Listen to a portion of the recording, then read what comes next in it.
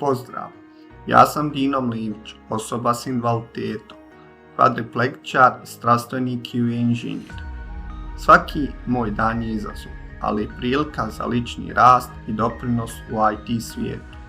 Moj život sa suprugom je ispunjen, ali da bi bio što samostalniji i aktivan, potreban mi je medicinski električni krevet. Ovaj krevet nije samo komad namještaja, on je moj svakodnevni saveznik.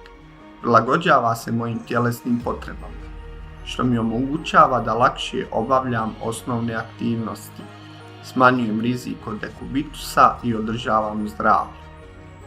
Pitate li se kako krevet mijenja život? Za mene on predstavlja slobodu da ostvarim svoje snove, biti produktivan na poslu, aktivan u zajednici i istraživati svijet sa svojom porodicom.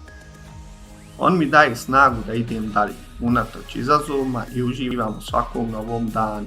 Vaša podrška mi pomaže da živim život punim plućima.